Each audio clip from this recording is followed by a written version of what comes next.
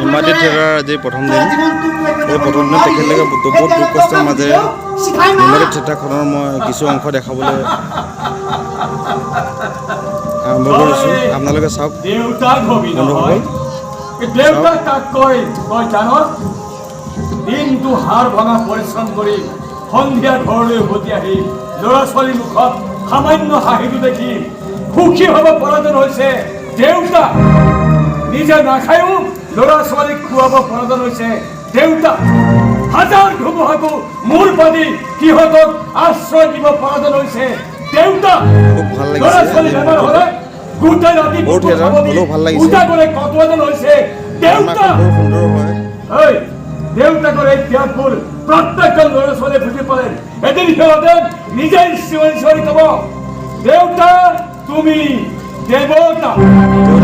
দেৱতা এই নাটকখন জানো, কিন্তু আজি যাত্ৰী একেবাৰে সেইকাৰণে গাড়ীত কিমান মানুহ উঠিছে, কিমান মানুহ উঠা নাই এয়া মই ভালদৰে জানো। নিজৰ পকেটৰ ধান্দাটো অলপ কমকৈ হয়তো তেনেকাম কেতিয়াও কৰা নাই। দিনটো গাড়ী চলাই যিখিনি পইচা পাইছো সন্ধিয়া মই আপোনাৰ হাতত তুলি দিছো। কিমান দিছো? মাত্ৰ 800 টকা। 25 লাখ টকীয়া গাড়ী এখনৰ এদিনৰ ইনকাম মাত্ৰ 800 টকা হয়। আজি উপাৰ্জন একেবাৰে হোৱা নাই। সেই প্ৰত্যেক দিনে তহঁতৰ একেটাই কথা, এই ড্ৰাইভাৰ হেণ্ডিমেড মানে হ'ল বাকী বাছ। সেইকাৰণে তহঁতৰ পৰিয়াল পৰা শান্তি। মই আপোনাৰ ঘৰত গোলামী কৰিছো। যদি মই কিবা ভুল কৰিছো আপুনি মোক গালি পাৰক বা সহ্য কৰি যাওক। পৰিয়ালত ধৰি আপুনি এটা শব্দ নক'ব, নহ'লে ঘৰটোৰ কিবা হেৰাই যাব।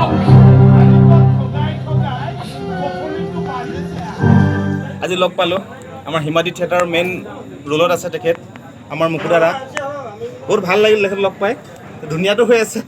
আমি আশীৰ্বাদ কৰিছোঁ আগলৈ যাতে আমি এনেকৈ সুন্দৰকৈ মানে কি নৃত্য কৰি যাব পাৰে আৰু আমাৰ অসমখনত যাতে তেখেতে এটা ছবি জগতৰ সুফল অৰ্জন কৰিব পাৰে। আমি মুকু দাদাক লগ পাই আজি নথৈ সুখী হ'লোঁ। আৰু কালিলৈও আমি মুকু দাদাৰ লগত আমি অভিনয় এটা মানে কি মোৰ ইউটিউব চেনেল আছে, ইউটিউব চেনেলত আমি দুইটাই নহয় জানো মুকু দাদা? কাইলৈ আমি পাহাৰ চাবলৈ যাম দেই, যাবনে? থেংক ইউ মুকু দাদা, গুড নাইট।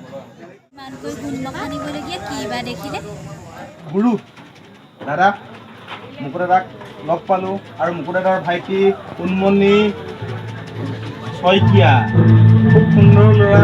এয়া চব উদীয়মান ল'ৰা, পঢ়া শুনা ল'ৰা, সিহঁতৰ লগত জড়িত হৈ আছে।